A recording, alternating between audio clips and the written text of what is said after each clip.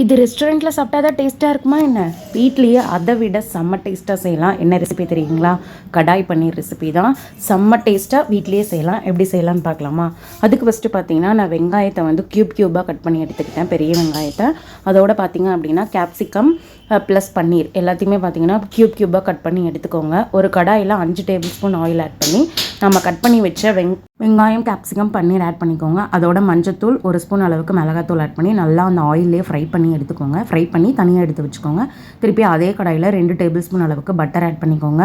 ஒரு பட்டை, 2 கிராம்பு, ஒரு பிரிஞ்சி இலை, 1 ஸ்பூன் ஜீரகம், மிளகு, இஞ்சி பூண்டு பேஸ்ட் ஆட் பண்ணி நல்லா கிளறி விடுங்க. அதோட 4 பெரிய வெங்காயத்தை கட் பண்ணி ஆட் பண்ணிக்கோங்க. 2 தக்காளி, 2 பச்சை மிளகா, ஒரு 5 போல் முந்திரி இதை அரைச்சி ஒரு பேஸ்ட்டு ரெடி பண்ணி அதையும் ஆட் பண்ணிக்கோங்க. மீடியம் சைஸ் தக்காளியாக இருந்தால் போதும். கருவேப்பிலை ஆட் பண்ணி அதோட மஞ்சத்தூள், 1.5 ஸ்பூன் அளவுக்கு மிளகாத்தூள், 1.5 ஸ்பூன் அளவுக்கு மல்லித்தூள், 1 ஸ்பூன் அளவுக்கு கரம் மசாலா ஆட் பண்ணிக்கோங்க. நல்லா கிளறி விடுங்க. நல்லா எண்ணெய் பிரிஞ்சு வரணும். அந்த டைமில் உப்பு ஆட் பண்ணிக்கோங்க. தேவையான அளவு உப்பு ஆட் பண்ணி கிளறி விட்டு கடைசியில் நம்ம வணக்கி வச்ச பன்னீர், வெங்காயம், கேப்சிகம் ஆட் பண்ணிங்கன்னா டேஸ்டியான கடாய் பன்னீர் தயார். இது வந்து ரெஸ்டாரண்ட்டை விட செம்ம டேஸ்ட்டாக இருந்துச்சு. கண்டிப்பாக ட்ரை பண்ணி பாருங்கள். எல்லாத்துக்கும் பிடிக்கும். பிடிச்சிருந்தா லைக், சப்ஸ்கிரைப் பண்ணுங்கள்.